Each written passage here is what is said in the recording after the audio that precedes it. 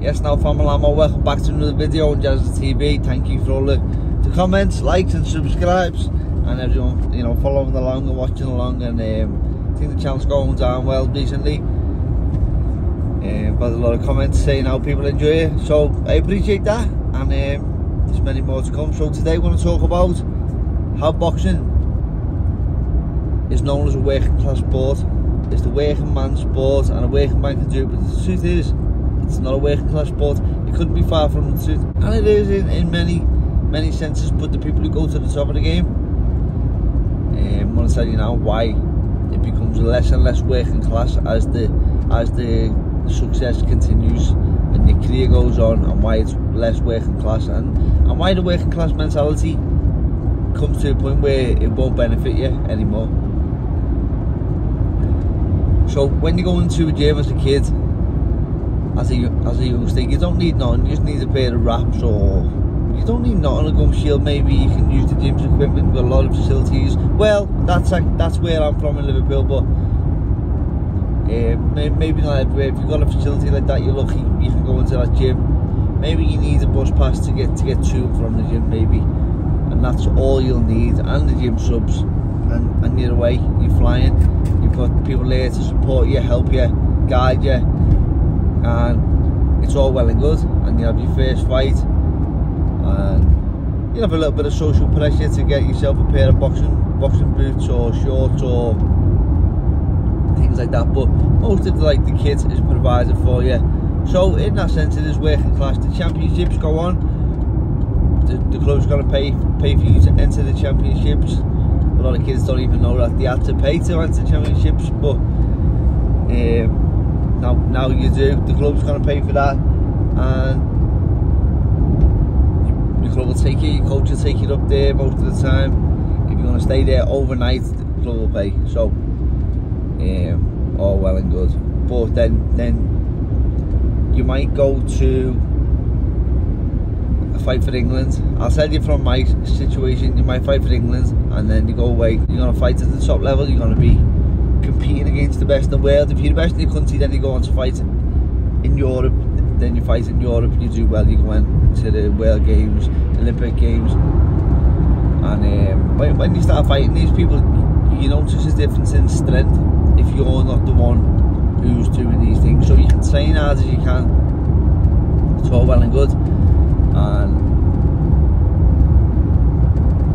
some of the time there's people out there who are living in poverty. They can train hard as they want, and nutrition plays a big part of it, whether you think it or not. Nutrition, whether you're doing it consciously or not, nutrition is a massive part. And I know people who they get sufficient amounts of protein, carbohydrates and fats, but they don't know what they're doing, but they are feeding the needs of the body, and they're getting the nutrients and the vitamins through food, and they don't know what they're doing, but they are doing it. But there's some countries that cannot do it, and when it comes to performance and when it comes to recovery, these things are definitely key, and it can't be no matter how much dedication or determination you've got. If somebody else has got that same drive, he's got the upper hand on you. So therefore, for the first thing that I'm going to mention, just nutrition alone, you're at a disadvantage if you are working class, so to speak. And then there's another even goes even further with the nutrition. When you come out through the years, get somebody to advise you, and it's going to be a nutritionist, and obviously a nutritionist doesn't come for free. You spent years in university or whatever, so you have to pay for this time. You're paying for the knowledge, aren't you? And I've seen fighters even going one further and getting chefs with the nutritional information in the back of their mind, who can put a plan together and you can work off of somebody's advice. The nutritionist can tell the chef what to make, and you don't even have to worry about food. So if you're in that position and you're eating like a robot but the food's still nice, it's fantastic, isn't it, really? So that's going to cost you a few quid, but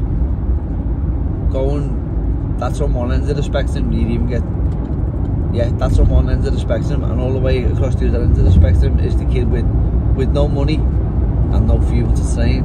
And you see it in the bodybuilding. There's good documentaries on YouTube if anyone's into watching YouTube documentaries. It's all I watch, but there's one called Afghan Muscle, and you can see like the best bodybuilders in Afghanistan have got the access to like protein powders or gyms.